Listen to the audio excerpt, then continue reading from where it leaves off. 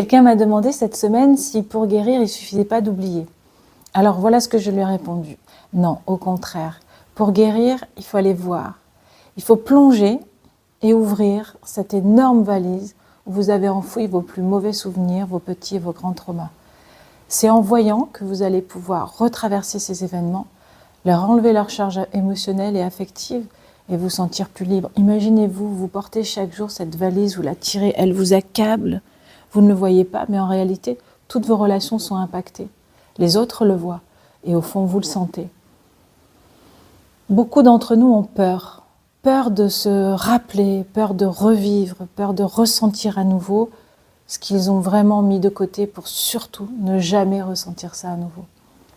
C'est compréhensible, mais ce n'est pas la voie de la guérison. La guérison, c'est vraiment d'oser voir tout ça, pour s'en libérer. Certainement pas pour y rester, vraiment pour s'en libérer. Parce qu'en réalité, ces événements enfouis sont comme des fantômes.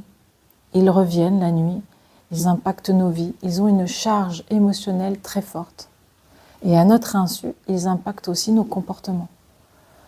Ça génère des colères, des frustrations, des suspicions. Ça nous rend étranges. Ça ne nous rend pas libres d'avoir les comportements et les interactions qu'on souhaite. Donc la première étape, je crois vraiment, pour guérir, c'est pousser la bonne porte, trouver la bonne personne qui va vous accompagner, ouvrir la parole, descendre dans le corps pour ressentir les traces, les émotions que ça a laissées, et puis pour permettre à votre cerveau de remanier la perception qu'il a mis sur ces événements. Les événements ne vont pas changer, je suis d'accord avec vous, mais la perception que vous en avez va vous permettre de vous déplacer en quelque sorte, de voir la vie autrement. C'est en agissant sur votre mode de pensée, sur votre état d'être, votre état d'esprit, que vous allez pouvoir guérir.